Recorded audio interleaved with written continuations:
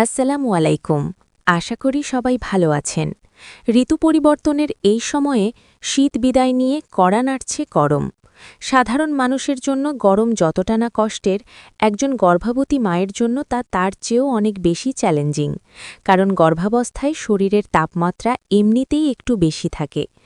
আজকের এই ভিডিওতে আমরা আলোচনা করব গরম আসার ঠিক আগ মুহূর্তে একজন গর্ভবতী মা কিভাবে নিজেকে প্রস্তুত করবেন যাতে তিনি এবং তার অনাগত সন্তান দুজনেই সুস্থ ও আরামদায়ক অবস্থায় থাকতে পারেন। আজকের ভিডিওতে আমি আপনাদের সাথে শেয়ার করব এমন 7টি জাদুকরী প্রস্তুতি যা গরম আসার ঠিক এই মুহূর্তেই আপনার নেওয়া উচিত। ভিডিওর শেষে আমি একটি বিশেষ খাবারের কথা বলবো যা আপনার শরীরের তাপমাত্রা নিয়ন্ত্রণে রাখতে ম্যাজিকের মতো কাজ করবে। তাই সুস্থ গর্ভাবস্থার জন্য ভিডিওটি 1 সেকেন্ডও মিস করবেন না। 1. পোশাক আশাকে পরিবর্তন আনুন।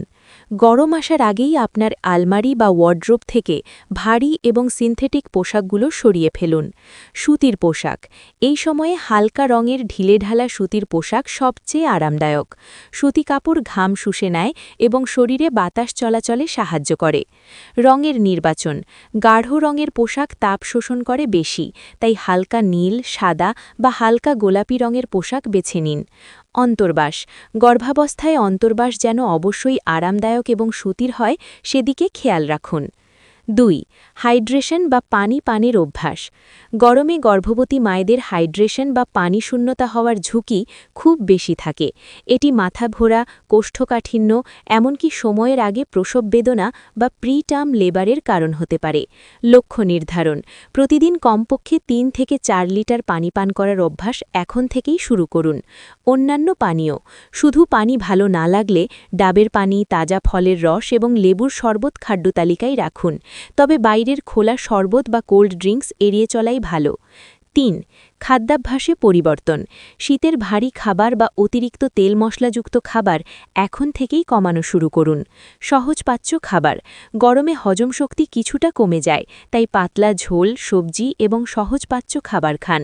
মৌসুমি ফল, তরমুজ, শসা, বাঙ্গি এবং কচি ডাব আপনার শরীরে পানির অভাব পূরণ করবে। অল্প অল্প করে বারবার খাওয়ার অভ্যাস করুন, এতে অ্যাসিডিটির সমস্যা কম হবে। 4. ত্বকের যত্ন ও পরিচ্ছন্নতা। গরমে গর্ভবতী মায়েদের ত্বকে র্যাশ বা চুলকানি হতে পারে। গোসল। নিয়মিত 2 বার গোসল করার অভ্যাস করতে পারেন যদি ডাক্তার নিষেধ না করেন।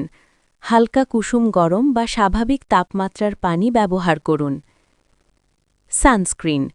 রোদে বের হওয়ার প্রয়োজন হলে অবশ্যই ভালো মানের সানস্ক্রিন ব্যবহার করুন, কারণ গর্ভাবস্থায় ত্বক অনেক বেশি সংবেদনশীল থাকে। 5. পায়ের যত্ন ও ফোলা ভাব রোধ। গরমে পা ফুলে যাওয়ার সমস্যা বেড়ে যেতে পারে। আরামদায়ক জুতো।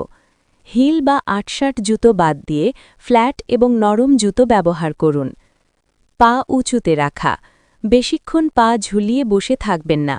বসার সময় পায়ের নিচে ছোট মুড়া বা টুল ব্যবহার করুন এবং রাতে শোয়ার সময় পায়ের নিচে বালিশ দিন। 6. ঘরের পরিবেশ ঠিক রাখা। আপনার ঘরকে ঠান্ডা রাখার ব্যবস্থা এখন থেকেই করুন। বাতাস চলাচল। ঘরে যেন পর্যাপ্ত আলো বাতাস চলাচল করে সেদিকে খেয়াল রাখুন। পর্দা ব্যবহার। দিনের বেলা কড়া রোদ আটকাতে ভারী পর্দা ব্যবহার করতে পারেন, যাতে ঘর ঠান্ডা থাকে। 7.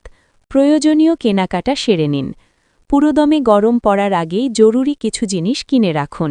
একটি ভালো মানের ছাতা, পোর্টেবল বা রিচার্জেবল ছোট ফ্যান বিদ্যুৎ না থাকলে কাজে দেবে, ওয়াটার বটল যা সব সময় সাথে রাখবেন। জরুরি কিছু সতর্কতা। দুপুর 12টা থেকে বিকাল 4টে পর্যন্ত খুব প্রয়োজন ছাড়া রোদে বের না হওয়াই ভালো। অতিরিক্ত ঘাম হলে বা খুব দুর্বল লাগলে সাথে সাথে বিশ্রাম নিন এবং স্যালাইন বা ডাবের পানি পান করুন। যদি প্রস্রাবের রং গাঢ় হলুদ হয় বা প্রস্রাব কম হয়, তবে বুঝবেন আপনার শরীরে পানির অভাব রয়েছে। এক্ষেত্রে দ্রুত পানি পান বাড়ান এবং প্রয়োজনে ডাক্তারের পরামর্শ নিন। গর্ভাবস্থা একটি বিশেষ সময়। এই সময়ে নিজের একটু বাড়তি যত্ন আপনাকে একটি সুস্থ সন্তান উপহার দিতে সাহায্য করবে। গরমকালকে ভয় না পেয়ে সঠিক প্রস্তুতির মাধ্যমে আপনি এই সময়টিকেও উপভোগ্য করে তুলতে পারেন। আশা করি আজকের এই ভিডিওটি আপনাদের উপকারে আসবে।